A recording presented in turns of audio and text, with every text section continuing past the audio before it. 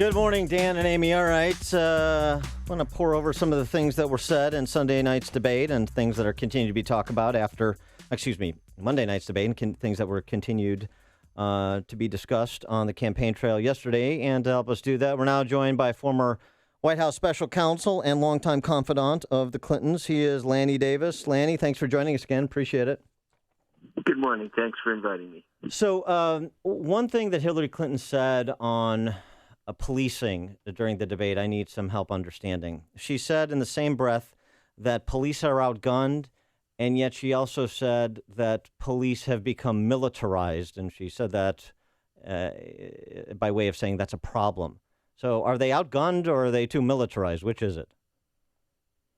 Well, there may be a little bit of both. I think the most important thing is that she respects police. I actually stop by and say thank you for your service to every police officer I can. And I think Hillary Clinton, and there's no difference in partisan feelings about respect for the police, but there are some incidents of abuses and shots that shouldn't be shot. But I think overall, Hillary Clinton respects the police greatly. But Lanny, 9/11, helping first responders and helping New York police deal with 9/11 and ever since.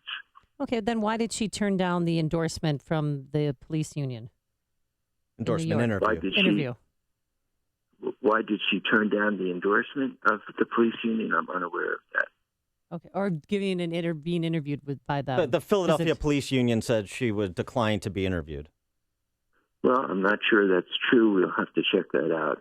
She's always open to be interviewed by, especially police officers who she greatly respects, but I'm just unaware of that. Sorry. Well, just sticking on police for a moment there, you're talking about her respecting police officers and so forth. She mentioned that implicit bias is something that we need to train police on, and that not just police, but everybody suffers from implicit bias.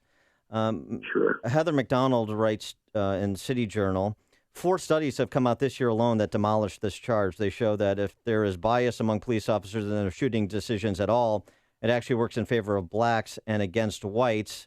She goes on to add that implicit bias training is a grotesque waste of resources at a time when officers are desperate for more hands-on tactical training. How do you respond to that?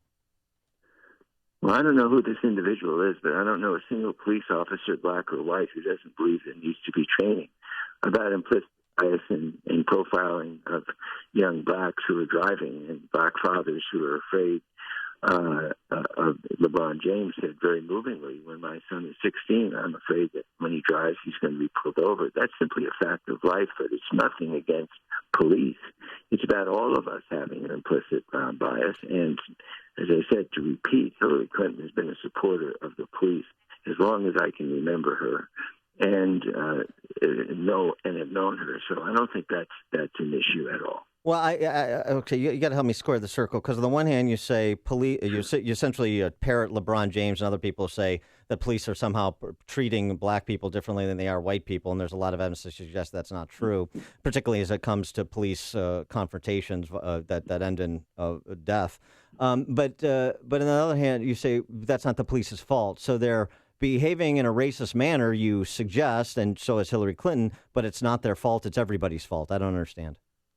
Well, I think you and I are going to agree on this, and I hope we do, that anytime we generalize about anyone, it's bad.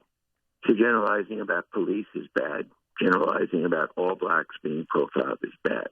We all know that it happens, and it's happened at some points by certain police officers who are quick to jump to conclusions about a black driver and sometimes make rash decisions, and other police agree with that, and some policemen have been prosecuted. But most police are great people who serve us, who put their lives on the line, and we should thank them every time we pass a police officer. But Hillary Clinton was quick, to side with Keith Scott and against the Charlotte, North Carolina Police Department. But we're learning more information this morning that his DNA, his fingerprints, his blood was on that gun that he had in his possession. Again, your characterization of what Hillary Clinton did when you said she sided with, I would at least respectfully ask you to check your facts. But I think Hillary Clinton would say, let's look at the facts. We shouldn't side with anyone. We need a complete investigation. And I do agree that police are sometimes falsely accused and people jump to conclusions, and then we look at the facts. And the one thing I will say, and I've heard Hillary Clinton say, is that we jump to conclusions about snap decisions, even black police who shoot rashly and wrongly.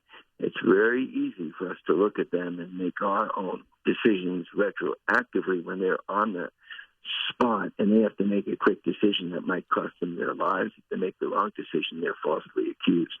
So I couldn't agree with you more. I don't think she characterized anything until the facts come out, but I don't know about the particular statement you're referring to. Before we let you go, during the debate, there was an exchange about whether or not Hillary Clinton had first supported the Trans-Pacific Partnership, the TPP, and termed it the gold standard before she ultimately decided to oppose it, perhaps because of pressure she was getting from Bernie Sanders and Donald Trump's position on trade as well.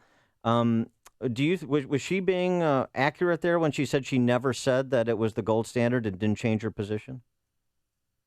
I think the word that she chose is would be the gold standard, and I think at the time she used the present tense.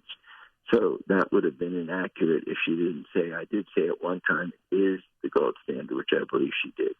But I think as long as I've known Hillary Clinton, she is a person who's fact-oriented. So looking at a general treaty at the time, which was several years ago, the concept of having a treaty with one of the greatest consumer markets in the world, which is the Asian Pacific, to buy U.S. consumer products, which is 95% of the world is buying from the U.S., creating jobs in the U.S. It's nuts for us to say that trade is bad when so many jobs are created by exports. So she did say at the time that this looked to her as if it was the gold standard. But when you get to the fine print in the final draft, because I supported it initially as a concept, there is some bad stuff in there that has to be negotiated out. And I think that's her position. Now, she could have been more clear, and in a debate context, it's hard when there are interruptions and questions and you're under pressure. But I do agree she needs to clarify that at the time, it looked good conceptually at a 50,000-foot level. Once it was finally negotiated, she disagreed with President Obama that there are details which I could explain to you what troubles me about it now that I've read it. I don't know how many people have, but I have, that need to be changed. All right. He is Lanny Davis, former White House special counsel, longtime confidant of both Bill and Hillary Clinton. Lanny, thanks for joining us again. Appreciate it. Can I thank you guys for the courtesy of the way you asked me tough questions and let me answer, and I would love to be on again. All right, Thanks, great. Lanny. Thank you, Lanny. Appreciate that. And he joined us on our turnkey.pro Lanny Go answer line.